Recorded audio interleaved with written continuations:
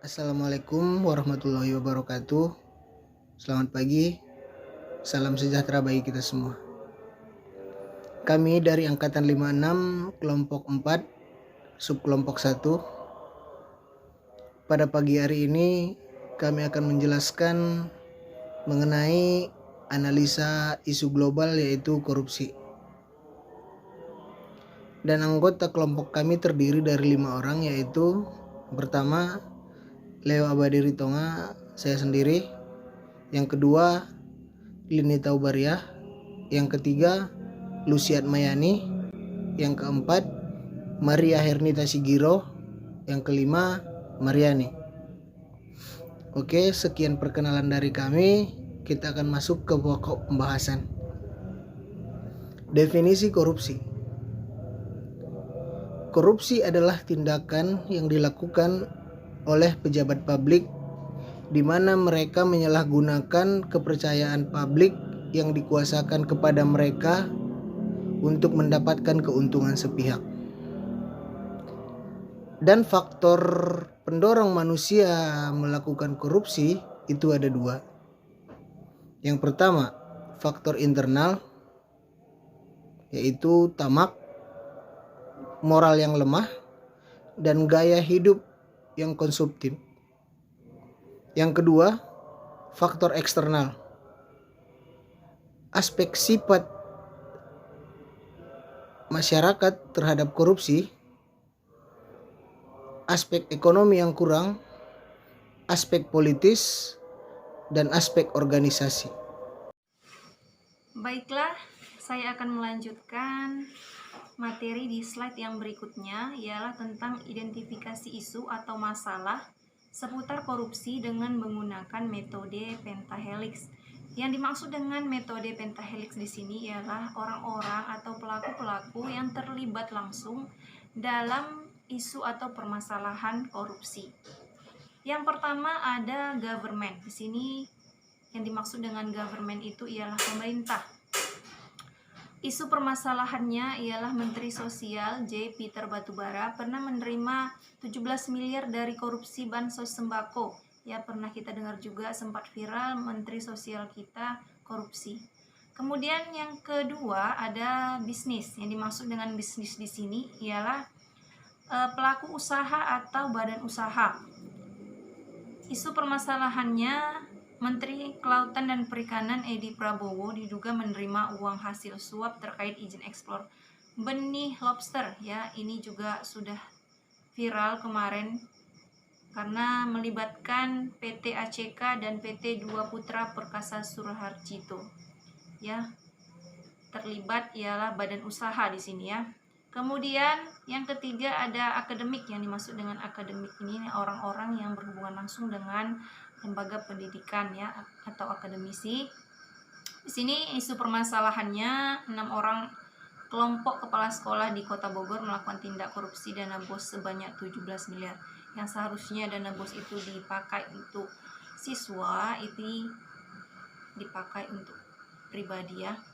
Kemudian yang keempat ada community atau masyarakat. Di sini isu permasalahannya komunitas anti korupsi di Indonesia belum optimal membantu pemerintah dalam mencegah tindak korupsi di Indonesia.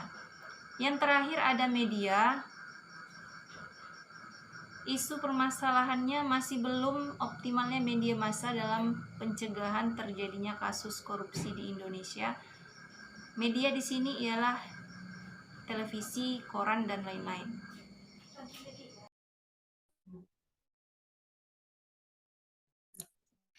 Yang kedua, itu dengan menapis isu dengan metode USG. USG adalah kepanjangan dari urgency, seriousness, dan growth. Urgensi adalah seberapa mendesak isu tersebut harus dibahas, dikaitkan dengan waktu yang tersedia, serta seberapa keras tekanan waktu tersebut untuk memecahkan masalah yang menyebabkan isu tadi. Sedangkan seriousness, seberapa serius isu tersebut perlu dibahas, dikaitkan dengan akibat yang timbul dengan penundaan pemecahan masalah yang menimbulkan isu tersebut atau akibat yang menimbulkan masalah-masalah lain kalau masalah penyebab itu tidak dipecahkan. Perlu dimengerti bahwa dalam keadaan yang sama, suatu masalah yang dapat menimbulkan masalah lain adalah lebih serius bila dibandingkan dengan suatu masalah lain yang berdiri sendiri. Sedangkan growth adalah seberapa kemungkinannya isu tersebut menjadi berkembang, dikaitkan kemungkinan masalah penyebab isu akan makin memburuk kalau dibiarkan.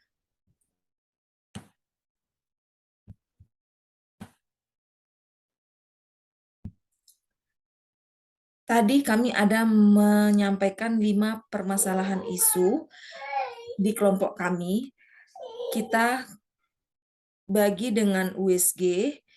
Yang pertama tentang masalah Menteri Sosial yang korupsi 17 miliar dengan total 15, Menteri Kelautan dan Perikanan dengan total 13, 6 orang kelompok kepala sekolah dengan korupsi dana BOS kami berikan total 12.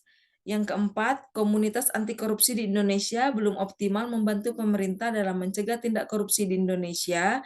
Kami berikan total nilai 10. Masalah yang kelima, masih belum optimalnya media massa dalam pencegahan terjadinya kasus korupsi di Indonesia. Kami memberikan total nilai 14. Dengan skala indikator yang kami berikan dari angka 1 sampai dengan 5, sangat kecil, kecil, sedang, besar, dan sangat besar. Ketiga, mendalami dan menganalisis isu dengan fishbone. Menteri Sosial Juliari Peter Batubara pada tahun 2020 menerima 17 miliar rupiah dari korupsi bansos sembako yang ditunjukkan bagi keluarga miskin yang terdampak akibat wabah virus COVID-19.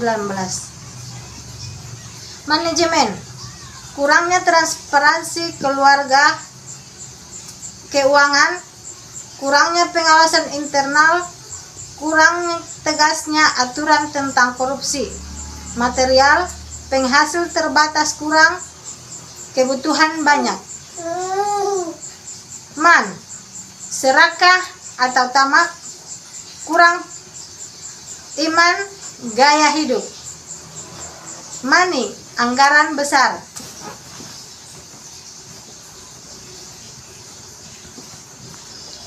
Yang keempat, rekomendasi alternatif penyelesaian isu.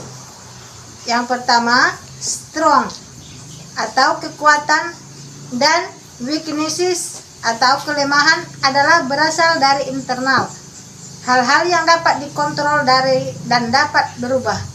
Opportunities, peluang atau threat, ancaman adalah hal eksternal yang mempengaruhi bisnis atau hal-hal yang terjadi di luar. Anda dapat memanfaatkan peluang yang melindungi dari ancaman, tetapi Anda tidak dapat mengubahnya. Contohnya, termasuk pesaing, harga bahan baku, dan tren belanja pelanggan. Opportunity, tentukan 5-10 faktor peluang eksternal. Threat, tentukan 5-10 faktor-faktor ancaman eksternal. Strength, tentukan 5-10 faktor-faktor kekuatan internal. Strategi SO, menggunakan kekuatan untuk memanfaatkan peluang. Strategi ST, ciptakan strategi yang menggunakan kekuatan untuk mengatasi ancaman. Tentukan 5-10 faktor kelemahan internal. Strategi WO, ciptakan strategi yang meminimalkan kelemahan untuk memanfaatkan peluang. Strategi WT, ciptakan strategi yang meminimalkan kelemahan dan menghindari ancaman. SWOT, ancaman. Kekuatannya meningkatkan hubungan antar relasi dengan instansi guna mempermudah dan mempercepat penyidik korupsi. Kelemahannya mengiring penyidik untuk belajar menguasai penyidik tindak pidana korupsi agar terjadi peningkatan kemampuan dalam penyelidikan. Peluang, yang pertama, memperkuat undang-undang tindak pidana korupsi dan memanfaatkan sarana-prasarana untuk melakukan penyelidikan secara maksimal. Misalnya, penyelidikan tempat tahanan khusus bagi para koruptor sesuai kelasnya. 2. Mencari bahan materi di berbagai media atau online yang dapat dijadikan sebagai bahan materi barang bukti permulaan terjadinya tipikor karena anggaran daerah sudah dipublikasikan di internet oleh masing-masing instansi. 3. Menggunakan teknologi digital seperti GPS untuk mempermudah pemantauan aktivitas mencurigakan sehingga meminimalisir kesempatan melakukan korupsi. 4. Memanfaatkan rekening-rekening melalui laporan pajak tahunan sehingga apabila ada rekening yang mencurigakan bisa dideteksi langsung oleh penyidik. Terima kasih. Demikianlah presentasi kami dari kelompok 1. Assalamualaikum warahmatullahi wabarakatuh.